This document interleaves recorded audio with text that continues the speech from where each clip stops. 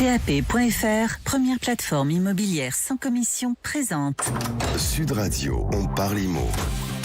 On parle IMO, l'émission 100% immobilier de Sud Radio, bien sûr, et c'est avec Marc Ezrati. Bonjour Marc. Bonjour Laurence, bonjour à tous. Et puis on le rappelle, comme d'habitude, vous qui nous écoutez, si vous avez des problèmes avec votre propriétaire, vos locataires, si vous n'arrivez pas à vendre votre maison, votre appartement, avec nos amis de PAP, comme d'habitude, on vous répondra dans le coaching IMO. Vous nous appelez au 0826 300 300. Mais tout de suite, on commence avec le journal de l'IMO. Big Mat, les bâtisseurs ont leur maison, présente Sud Radio, on parle IMO, le journal.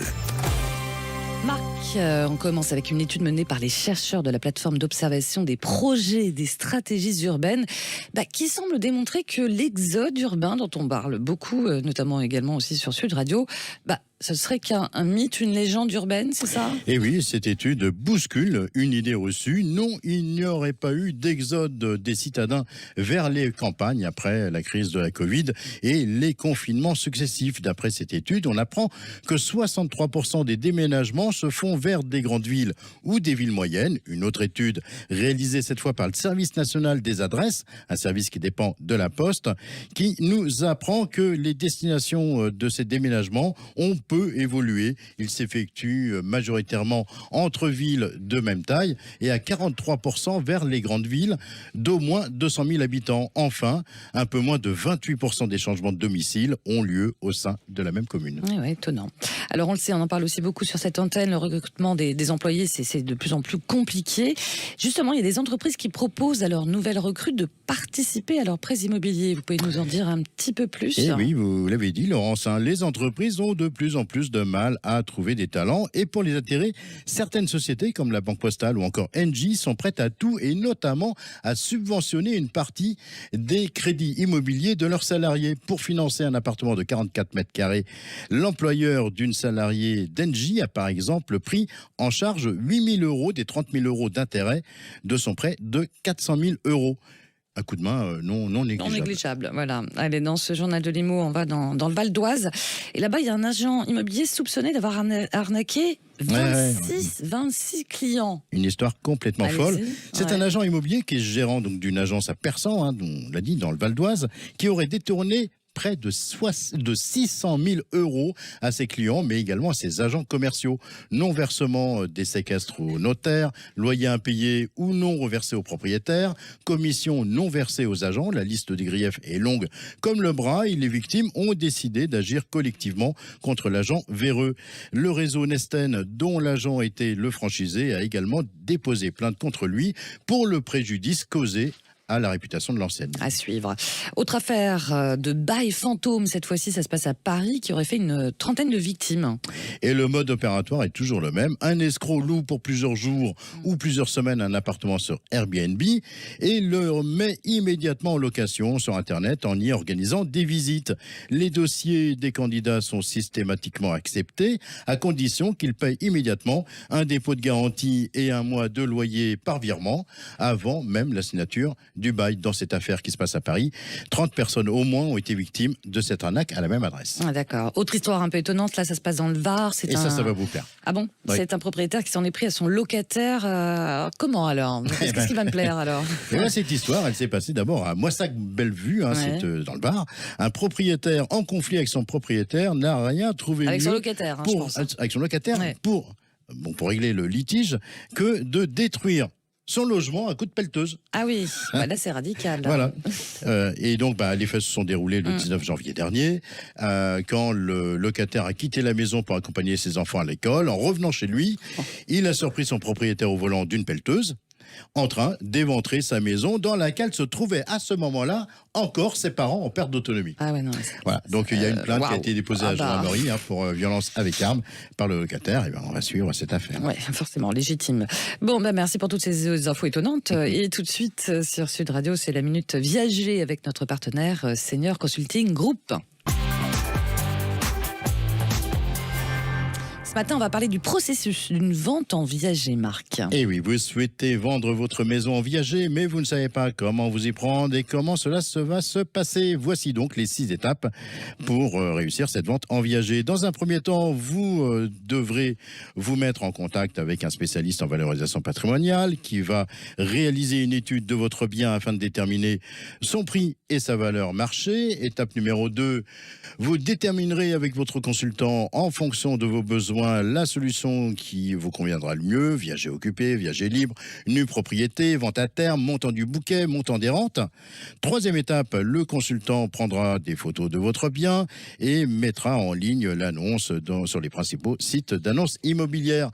Étape numéro 4, un ou plusieurs acquéreurs prendront contact avec votre consultant qui organisera alors des visites. Vous choisirez l'investisseur et l'offre qui vous conviendra le mieux. Cinquième étape, vous signerez le compromis de vente avec l'acquéreur. Et enfin, sixième et dernière étape, vous signerez l'acte authentique chez le notaire et recevrez vos fonds. Bon c'est bien noté, hein. Merci beaucoup Marc, on a bien relevé toutes ces étapes.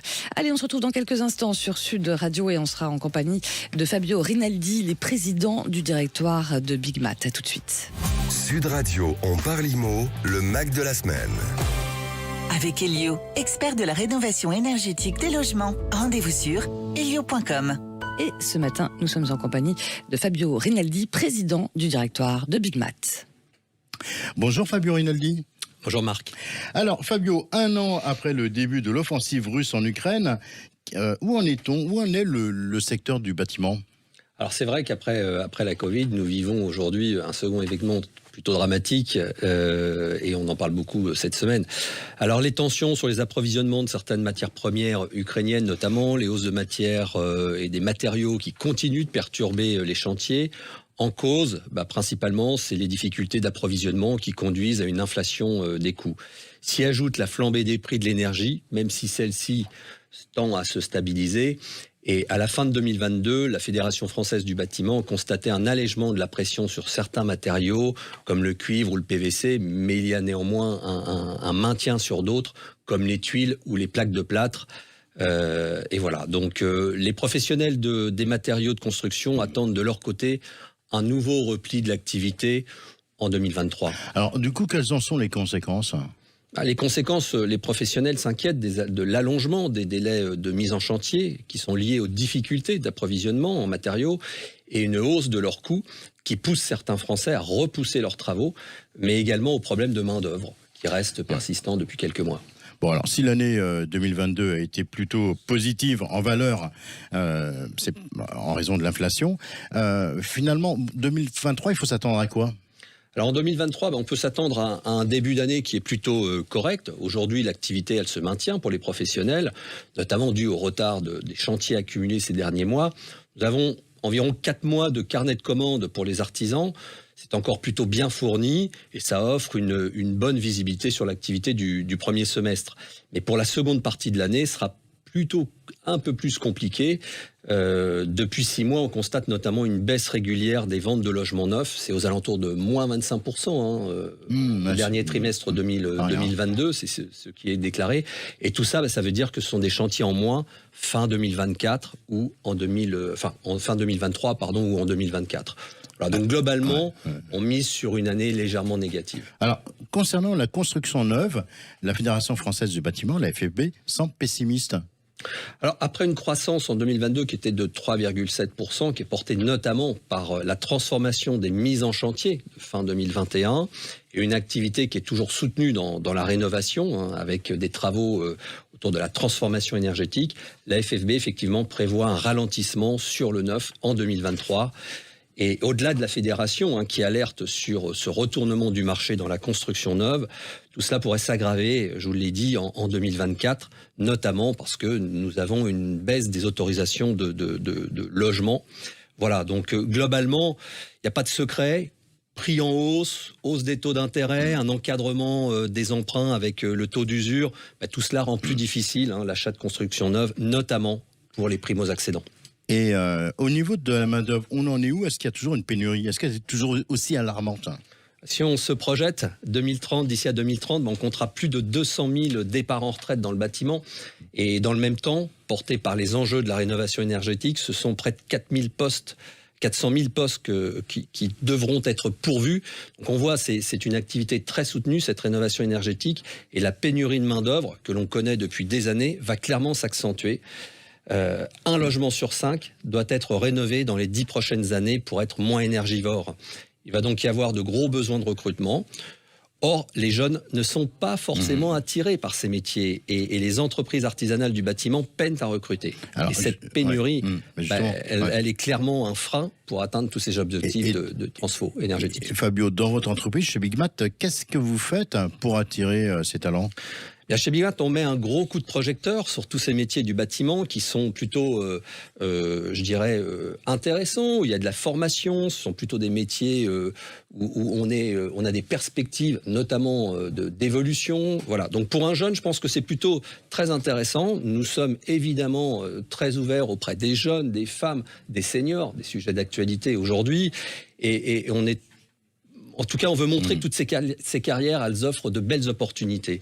C'est aussi pour cela que nous avons lancé, il y a quelques semaines d'ailleurs, la Bigmat Family, où nos collaborateurs parlent de leur quotidien avec une très grande authenticité. Alors, 2023, est-ce qu'il y aura d'autres défis pour les acteurs du bâtiment ?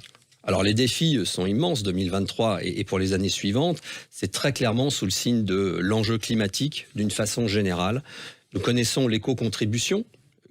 Quand nous achetons des produits d'électroménager, nous préparons, nous aussi, sur les matériaux de construction, l'entrée en vigueur de la responsabilité élargie aux producteurs.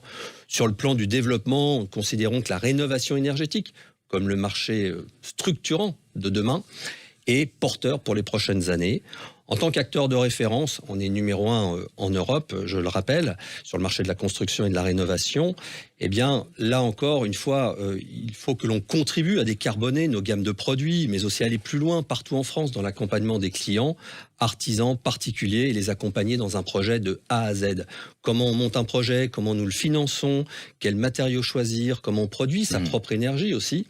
Et tout ça, pour ça, il faut des nouveaux services qui sont dédiés, des conseils, des outils numériques qui permettent de sensibiliser les particuliers. Voilà. Donc c'est pour ça qu'on travaille sur des développements de nouvelles gammes de produits qui sont adaptés à cette transition énergétique. Vous parliez de la responsabilité élargie du producteur, la fameuse REP. Oui. Elle est rentrée en vigueur le 1er janvier. Qu'est-ce que ça va changer ?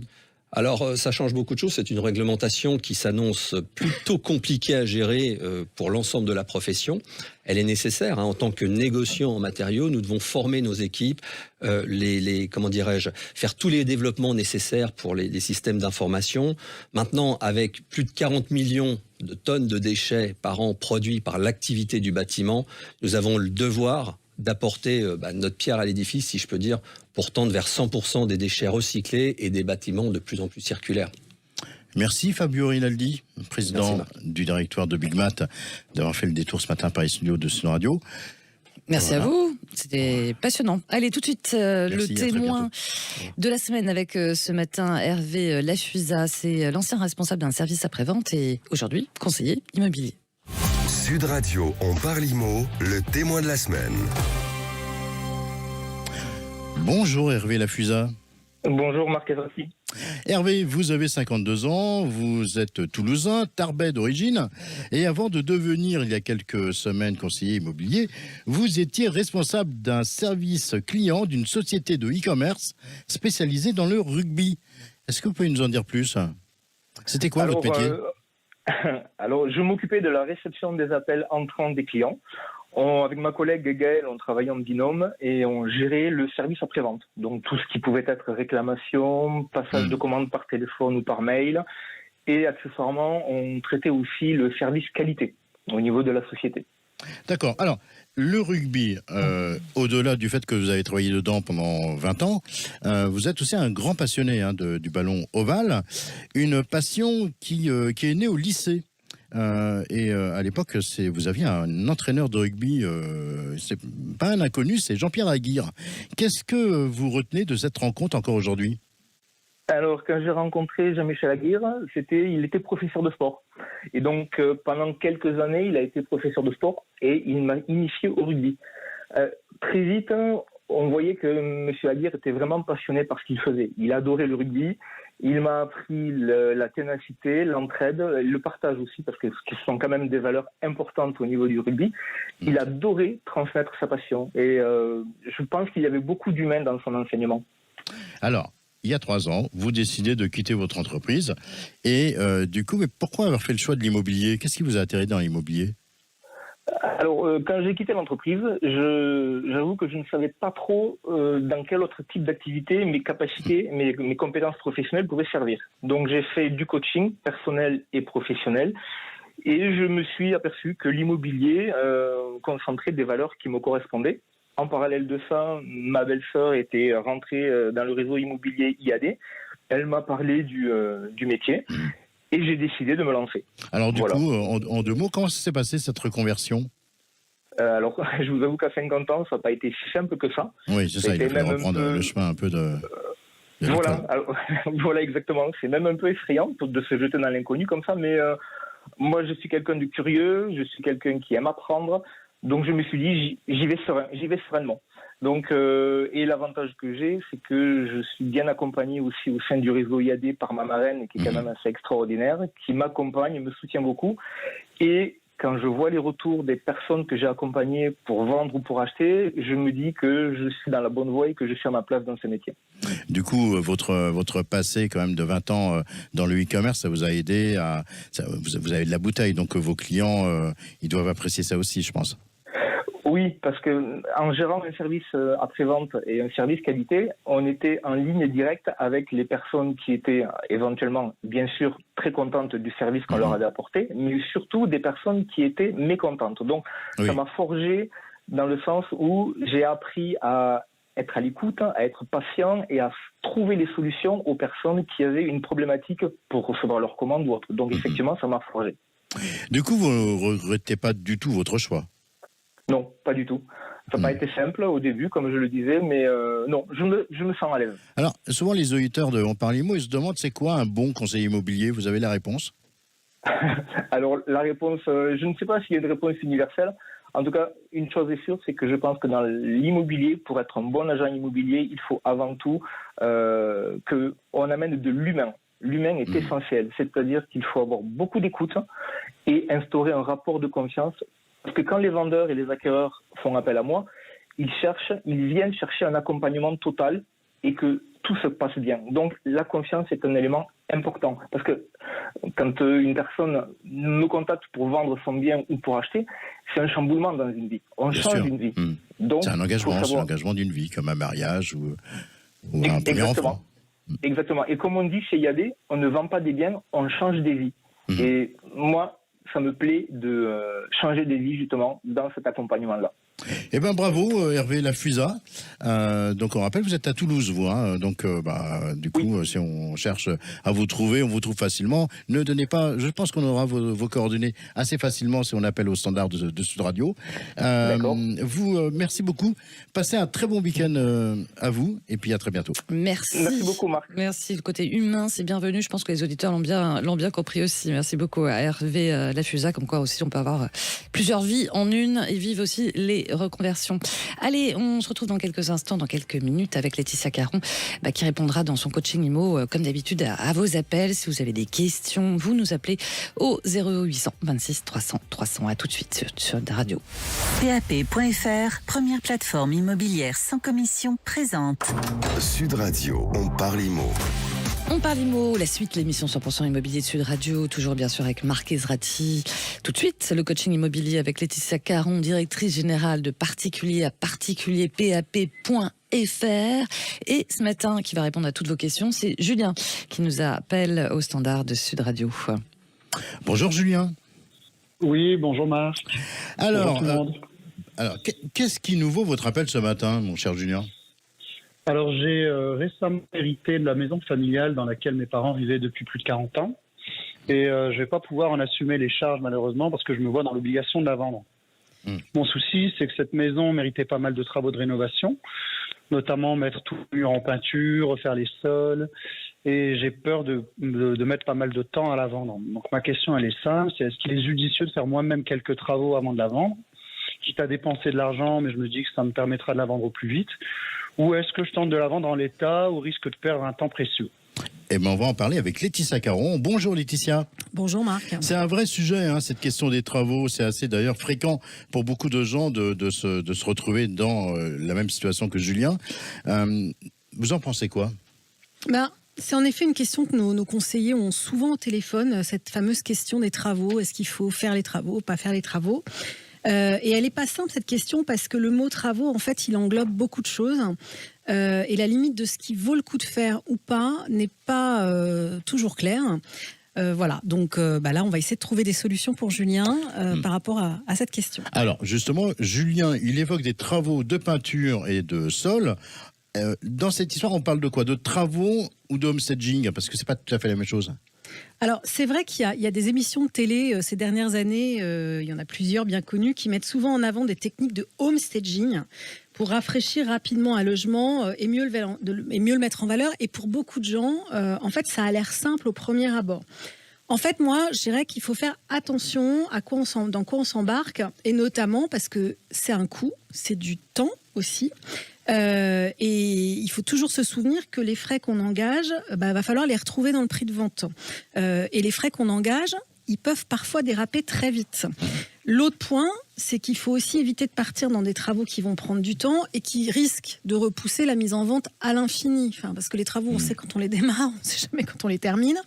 Voilà, donc pour faire une définition, en gros, on va parler de homestaging quand il s'agit de remettre en valeur des pièces, par exemple en répartissant le mobilier existant, en achetant éventuellement quelques petits accessoires de déco qui vont revaloriser le logement, voire en faisant quelques travaux de peinture, mais des travaux de peinture simples et pas étendus. On ne parle pas forcément de repeindre toute la maison.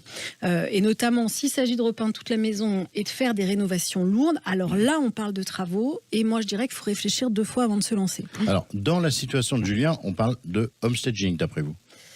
Si j'ai bien compris la présentation que Julien a faite de sa situation, c'est pas mon impression. Julien, si j'ai bien suivi, vous avez indiqué qu'il y avait des travaux de rénovation. Donc, vous avez parlé de peinture, vous avez parlé des sols. En peinture, on parle d'un coup de peinture rapide. Faut repeindre une pièce, le salon par exemple, ou faut enlever des papiers peints, refaire les enduits, faire un réglage du sol. On est sur quel niveau de travaux là ? Alors, dans mon cas, c'est une rénovation assez importante parce que mes parents étaient dans la maison depuis 40 ans et n'ont fait aucun travaux. Donc, il faut enlever les anciens papiers peints. Je pense qu'il faudra du coup refaire les enduits. Il faut poncer les fenêtres en bois, les repeindre. Concernant les sols, ils sont assez anciens. Ils sont cassés même à certains endroits. Donc, il faut vraiment tout reprendre. Et puis, même la cuisine, la salle de bain, ils sont dans leur jus, quoi. Ouais, donc là, on est dans une grosse rénovation, Laetitia. Qu'est-ce qu'on peut lui conseiller à Julien ? Moi, là, dans ce cas présent, ce que je recommanderais à Julien, c'est de ne pas partir sur des travaux parce qu'on est en effet quand même sur des travaux assez lourds. Et ces travaux assez lourds, ils risquent d'être longs à réaliser, ils risquent de lui coûter de l'argent assez cher. Faut rappeler à tous nos auditeurs, je l'ai dit, mais faire des travaux, ça se fait pas sur un claquement de doigts. Faut réaliser des devis. Il faut le temps de les réaliser, les travaux. Il y a des aléas souvent dans les travaux. Par exemple, l'artisan, il peut être retardé sur un autre chantier. Oui, en ce moment, c'est ça. C'est les retards de chantier. On en parle assez souvent dans cette émission. Il y a aussi des défauts de matières premières. Là, sur les sols, par exemple, ça peut aller assez rapidement. On peut avoir assez rapidement le problème d'approvisionnement. Voilà, donc souvent, il faut compter plusieurs mois entre les démarches et la réalisation. Et comme Julien a précisé qu'il ne pouvait pas supporter la charge de la maison, je pense qu'il ne faut pas qu'il prenne ce risque. Maintenant, voilà, qu'il ne s'inquiète pas, il y a des solutions. Il y a toujours des solutions. Voilà, il y a des solutions. Donc moi, ce que je recommande, c'est de faire des devis auprès de 2-3 artisans. Ces devis, ça va lui donner des informations concrètes sur le coût des travaux. Et du coup, quand il va estimer son prix de vente, il faut qu'il déduise, qu'il tienne compte du montant de ses devis et qu'il puisse afficher un prix qui en tienne compte. Et puis, il pourra du coup expliquer aux acheteurs qui viendront se présenter, non seulement que le prix en tient compte, mais aussi leur donner de la visibilité sur ces devis. Merci beaucoup en tout cas pour ces précieux conseils. Exactement, merci Laetitia. Julien, j'espère qu'on a répondu à votre question, mais en tout cas, vous inquiétez pas, les gens, ils achètent des maisons avec travaux sans problème. Super, merci beaucoup pour le conseil, très précis. Merci à vous Julien, puis vous n'hésitez pas aussi à nous appeler au 0826 300 300 si vous avez des questions IMO. Allez tout de suite sur Sud Radio, c'est l'heure des coups de cœur. Sud Radio, on parle IMO, les biens coups de cœur. vous sont présentés par Préto, l'expert en ligne du crédit immobilier. Simulez combien vous pouvez emprunter sur Préto.fr. Laetitia, on n'a pas fini avec vous, puisqu'on a le coup de cœur. On part où ce matin ? Alors Marc, on part à la Celle-Saint-Cloud. C'est une commune chic et résidentielle de l'ouest parisien. Je vous y ai déniché un bel appartement. Alors pour situer la Celle-Saint-Cloud, on est à la frontière entre le département des Hauts-de-Seine et le département des Yvelines. On est à 12 km du périphérique. Il y a une gare qui permet de rejoindre la Défense ou Saint-Lazare à Paris. Et puis on est aussi à quelques minutes de Versailles. Enfin, c'est vraiment une commune verte qui est très prisée des familles avec enfants, et parce qu'il y a des bonnes écoles à proximité. Exactement, la Celle-Saint-Cloud, une très chic commune de l'ouest parisien. Qu'est-ce qu'on y trouve là-bas ? Alors, on y trouve plusieurs biens sur PAP, mais ce matin, je vous ai sélectionné un appartement de 3 pièces. Il fait 72 mètres carrés. C'est un appartement très lumineux. 4e étage avec ascenseur. On est dans un immeuble qui compte 5 étages. Et c'est une résidence sécurisée avec espace vert. D'ailleurs, il y a une jolie vue sur ces espaces verts et un grand balcon filant. Enfin, c'est un appartement très agréable. Alors, effectivement, ça a l'air lumineux et super, mais j'ai peur du prix. Eh bien, Marc, votre peur n'est pas justifiée. Vous êtes toujours un peu... frileux, parfois. Votre peur n'est pas justifiée. L'ouest parisien, chic. En fait, on est à 299 000 oui, euros. effectivement. Donc, on est tout à fait correct en termes de prix. Et moi, je vous invite à aller voir l'appartement. On a une visite virtuelle sur PAP. Vous verrez que pour ce prix-là, c'est vraiment un chouette appartement. Ouais, c'est à la fois un coup de cœur et un bon plan. Exactement. Merci beaucoup, Laetitia Caron. À la semaine prochaine. Bonjour, Perrine Gautron. Bonjour Marc, bonjour à tous. Fondatrice, directrice du réseau Les Villas. On part où avec vous ce matin ? Aujourd'hui, je vous emmène à Béziers. Je vous propose une villa contemporaine qui présente 186 mètres carrés habitables et même une belle piscine chauffée. Et qu'est-ce qu'on a de plus à Béziers dans l'Hérault ? On a du soleil, Marc, de toute façon, voilà. ça c'est sûr. Donc la villa compte 3 chambres, un très joli jardin et elle est affichée au prix de 579 000 euros. Merci beaucoup, Perrine Gautron. Merci. Les images de ces biens présentées par Laetitia Caron juste avant, de PAP.fr, et les biens de Perrine Gautron du réseau Les Villas, on les retrouve sur les réseaux sociaux dès la fin de l'émission, et on appelle aussi le standard si on est intéressé. 0826 300 300.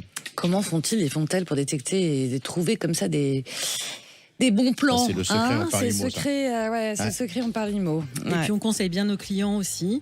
Et voilà. Et puis sur PAP, il y a quand même beaucoup d'offres. Donc, mais bon, j'imagine qu'il y a un gros tri à faire pour dénicher la perle rare. Exactement. Ça fait partie du boulot. Merci à tout le monde. Merci Marc Ezrati. En Parlimo, c'est terminé. Samedi prochain, quel est le programme alors? On va parler de logement étudiant. Parce que on va savoir si c'est peut-être le moment pour nos étudiants de chercher un bien accessible aussi et on va à leur recevoir budget. David Laval, qui est fondateur de Pandaloc et également l'auteur d'un bouquin sur la location étudiante. Allez. Merci beaucoup. Bon week-end à tous. Bon week-end. Sud Radio, on parle IMO. Avec PAP.fr, première plateforme immobilière sans commission.